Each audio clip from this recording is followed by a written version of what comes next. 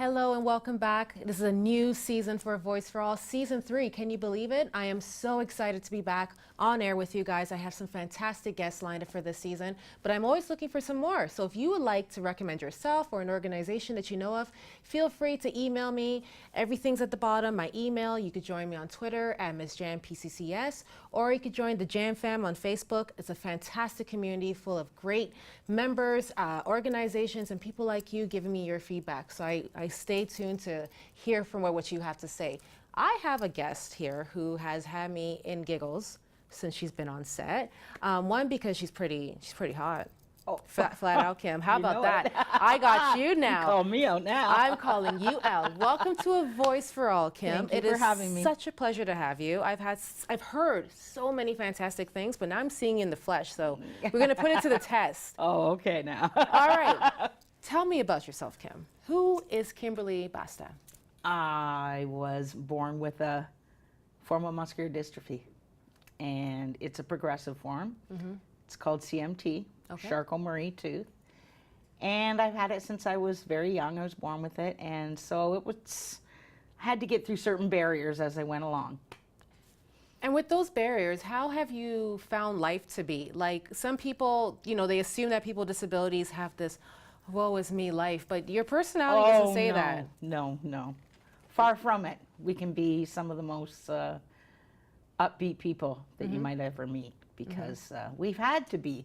Yeah. You face challenges, you have to face them head on, or you might as well just sit in a room and Misery. So tell me about how you overcome some of those barriers. A lot of it is with humor, believe it or not. Caring friends, good support group, and not letting the woe is me drag in. It's the easiest thing. It's always, the easy route is always so tempting. I want to focus on barriers, because I know you have your own personal barriers that you might still be overcoming. But let's talk about the barriers within our community. Let's limit it to 5. Okay. Let's try to bring it to 5. Okay. Or how many, as long as it's a low number. I understand. But let's talk about some of the barriers that you have maybe overcome or you continue to face. The biggest barrier I continue to face is accessibility in the community. Opening doors. Every building, every office, every store that has a door, an entrance, should have an accessible automatic door opener. And we're not talking about a nice gentleman to open the door for us. We're talking about a working well, button. if you want to put Brad Pitt at the door, or Gerard Butler, me. I will not complain. But we're talking about the those electric buttons. door. Yeah. And you know what? How many times have we seen the button is there, but then you press it, and it's turned off. It's not, or it's not even working. Or it's broken completely. Or it's broken. Or it's out of the wall and hanging. I've seen that too. Yeah. And now, what have you been doing to deal with that? Reporting it. Have you seen any I report changes? it. I have seen changes. They're very slow. A lot of very persistent phone calls. And just letting people know how it feels to be stuck outside, to depend on another individual to allow you in. Especially when we're trying to promote independence. Absolutely. For people with disabilities. And now it's like you have to be like, excuse me? Yeah. Open this door for me. Exactly. And I know that that's something that we're constantly fighting for, whether it's the buttons, whether it's parking. Parking, elevators. Yeah. Don't even get me started about the malls. 2014. 2014. And you now know that with 2014 being here, with the whole aorta, that Ontario businesses need to be accessible. Absolutely. Unless you are in a building that has some historical value. Right. And cannot be upgraded. Right. Everything should be in place for accessibility. Now, another, I would say, accessibility issue may be people. Yes, how do you deal with that barrier? That's a hard one. I have to deal with it, mostly let it run off my back. Just last week, I think I told you this, that 2 young men literally walked and fell into my lap when I was out shopping because they were looking down at their Tommy Texters and walking. And I was at a standstill looking at something on a rack. And they literally fell into my lap. And what did they say? Oh, I didn't even see you there. I'm really sorry. I said, no, you're not. Well, that was a, Pass the word. Eyes up, please, people, eyes up. That's all I have to say, I know accidents happen, and they're going to, and I can take that. But just be aware that there are other people in the community who are not bipedal or... Yeah. What about stairs? Maybe people who are, maybe cutting in front of you, not holding the door open. Do you encounter things like that? I encounter mostly it on elevators. I usually have a friend with me who holds the elevator's doors open for me. Right. I have had instances where people will come in the elevator with me, people I don't know, out in the community, and to make room, they'll actually tell their kids to stand on my wheels of my wheelchair or on the back so that there's more room so they can get into the elevator. Wait a second. What? Are we doing, I cannot lie. Are we doing stand up right now? No, Okay, so let me just reenact this right now. A parent comes in and says, "Hey, Tommy, stand on this lady's chair so you could fit in the elevator." Yeah.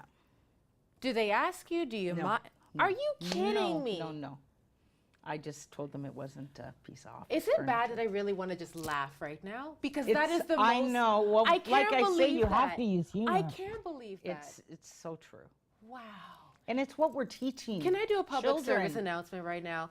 If that was you, if you were this person who walked into an elevator and thought to yourself, I see a human being here. She has ears, she has a mouth, but I'm not going to ask her because, she's a disability, so she probably doesn't know better. Hey, kids, climb on her chair. Let me ask you this. Do you think that this is a good choice? Yes or no? Vote now. And if you said yes, that's all I'm going to say.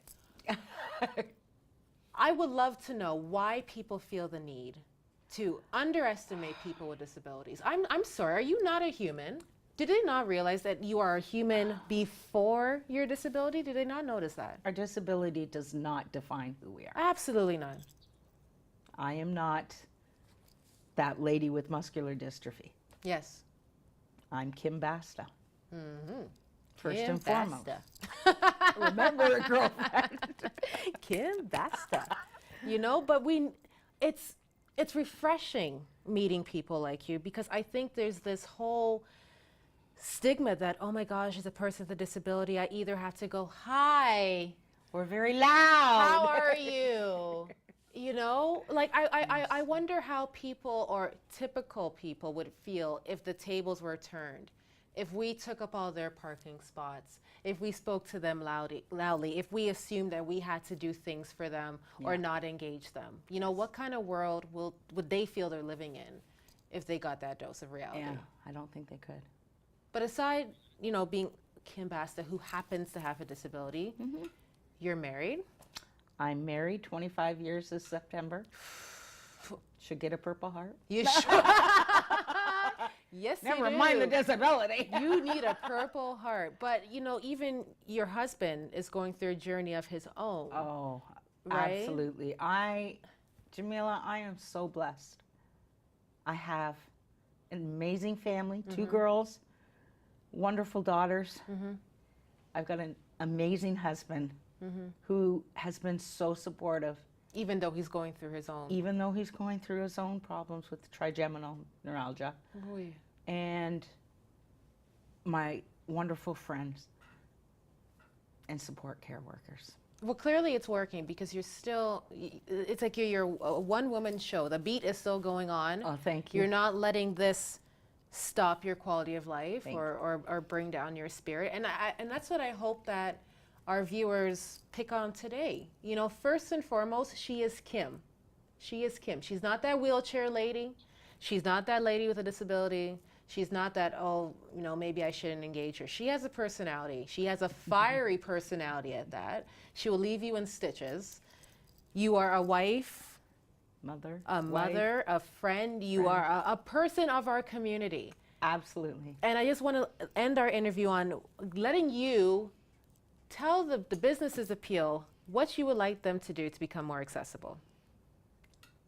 I would love to see by the end of 2015 that every single shop, every single restaurant, every single store and business stop and think of what you need to do to make your businesses accessible to everyone. Never mind just the physically challenged. Everyone should be included. Kim wrapped it up beautifully. And let this be a warning, not a suggestion, but a warning, that if you want to continue to be in business, there is other groups of people that you need to be paying attention to, not only to those who are accessible, but to our entire community. So thank me and join me in thanking Kim for being on the show. It was such a good kickoff to our season. Again, if you have show suggestions, maybe you want to touch base with Kim, maybe you are a business who needs to learn from Kim, feel free to join the Jam Fam. You could email me, you could tweet me. I love to hear what your business is doing to make our community more accessible. I hope you tune in next week. We have some more great guests. This has been A Voice for All. I'm your host, Jamila Gamble. Enjoy the rest of your day. Whoop, whoop, whoop, whoop, whoop. My mic.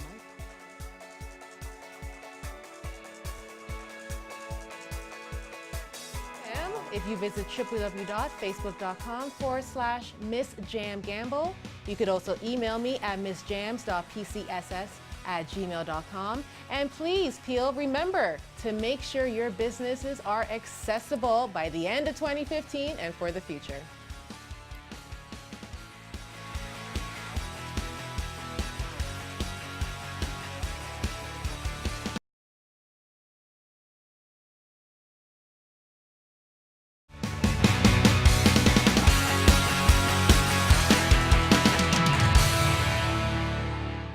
Welcome to A Voice for All. I am your host, Jamila Gamble. I'm so glad you're tuning in. This is another great episode. This family that I have on the show, I have to thank you, the viewers, for putting me in touch with them because I would not have known about their story if it wasn't for you. Again, if you have any show concepts, you want to be a guest, maybe you'd like to give me some feedback, feel free to email me, you can tweet me, or you can join the Jam Fam on Facebook.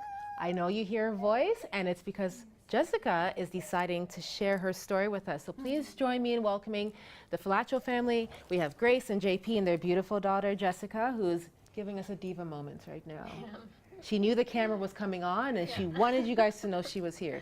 So welcome to A Voice for All. Hi, thank you for having us. And again, I read your story, I heard about you through Facebook, and I first came across you guys in the Brampton Guardian, and I loved that the Brampton Guardian did a cover on you guys because this is exactly what we need our community to know about, is families like yours. So why don't you guys start off by telling me a little bit more about Jessica?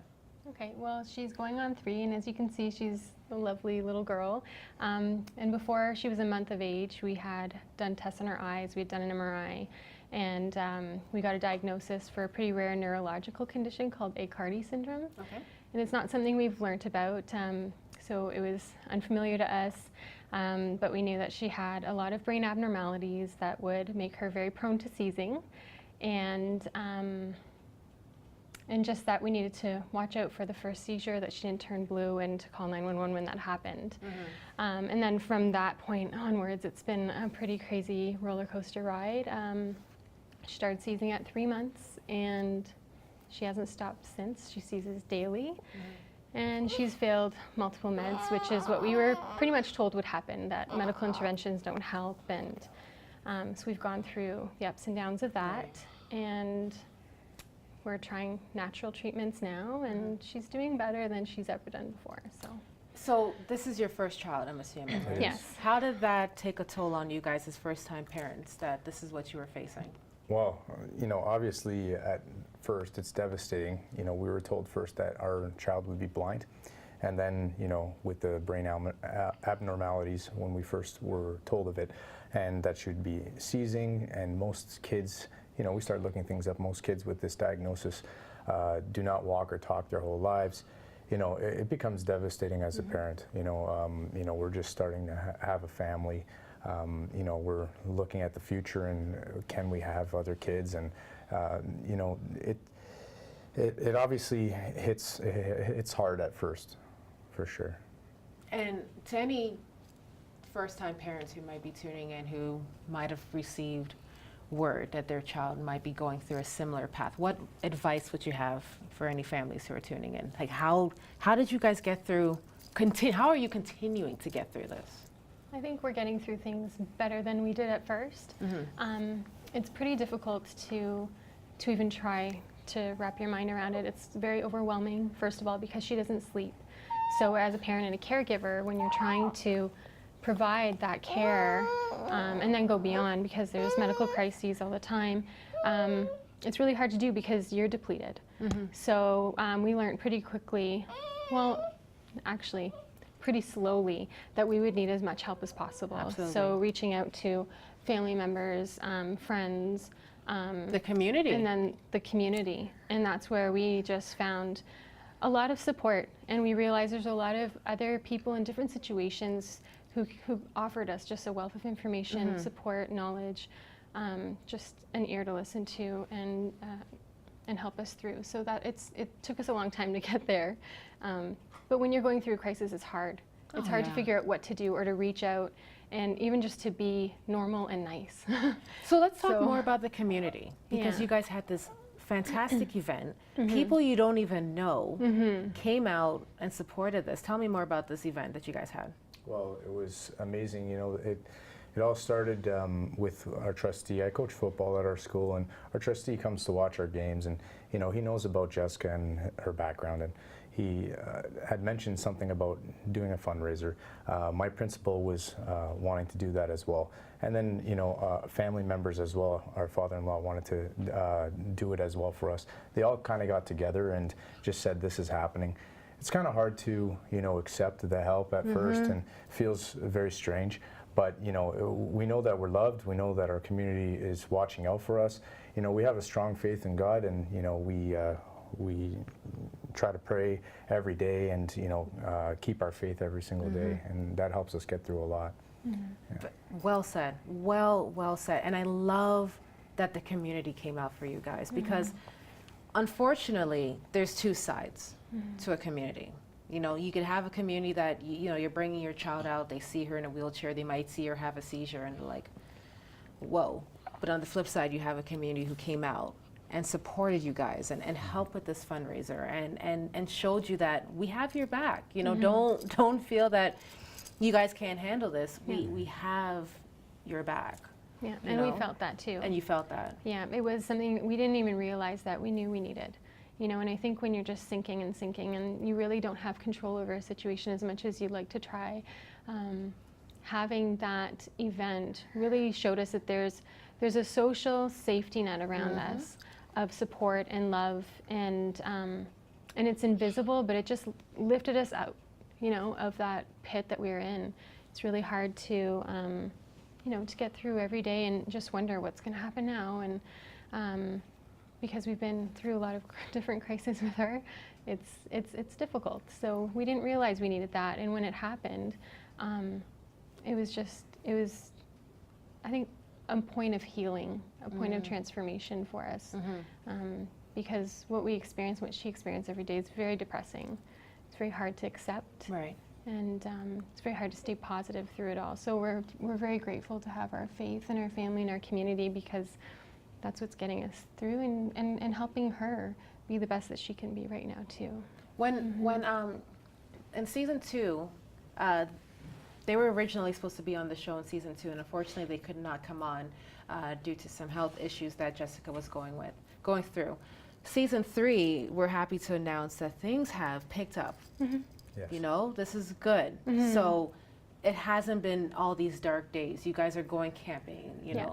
she's gaining weight. Yeah, exactly. It's been a little brighter. And It has, yeah. It's she's hitting those milestones, obviously slower than regular But she's child, hitting them. But she's hitting them, Hitting them. which is fantastic. Like, she tries to sit herself, and at first she was only sitting for about 10 seconds. My wife, Grace, asked me to come out to the backyard. You know, Daddy, she's sitting. And here I am, you know, flipping burgers, and I'm thinking, okay, she's practicing her sitting, go out there, and she's just sitting out of the blue and sitting there for 15 minutes straight, out of the blue. And I'm just like, wow. You know what I mean? And that was just honestly Did it give you a tears bit to of my eye. hope? It gave you a bit of hope. That things Yeah, are... of course. Like, you know, prayers have been answered there. You know, we were told that she would never hold her head on her own. So, you know, she does it now, and you know, she's, you know, we try to do normal things with her as well, right? As much as possible, like watching the World Cup. She loves soccer. Watching her cousins play soccer. She's kicking the ball when she's sitting down with me, and you know, she understands like everything. She's like a sponge.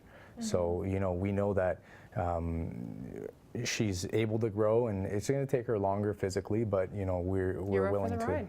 We are. Yeah, we're You know? willing. And Daddy here made some good points. She's making milestones, even though it's, you know, to our society, maybe it's not on the time path that she should be on. She's still making those milestones. She's a little girl. First and foremost, she's a little girl who happens to be going through a more difficult life than most. And I'm sure as a family, they would love to thank what the community has been doing. And I love the fact that we as a community are supporting families like you.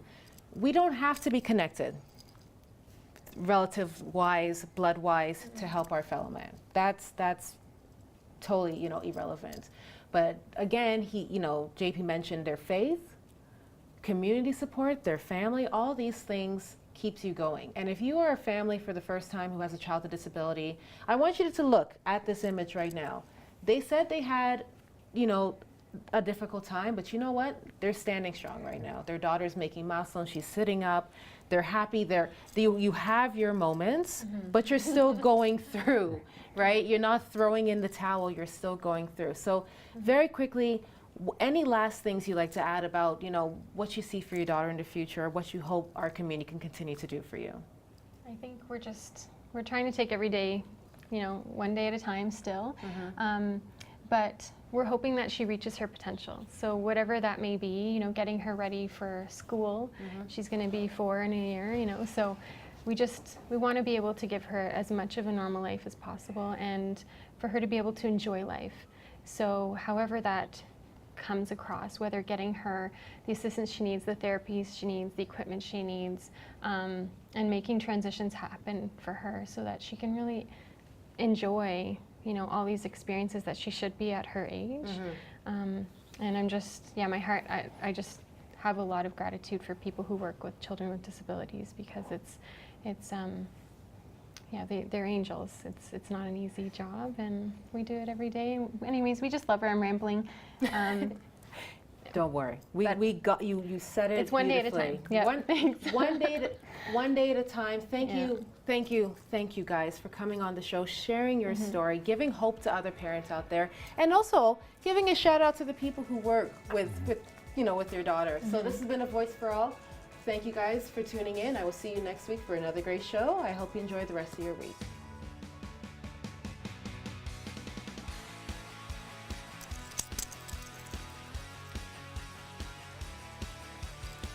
Don't forget to join the Jam Fam. You can visit me at www.facebook.com/MissJamGamble. You could also email me at missjam.pcss@gmail.com. And don't forget, Peel, to make sure your businesses are accessible.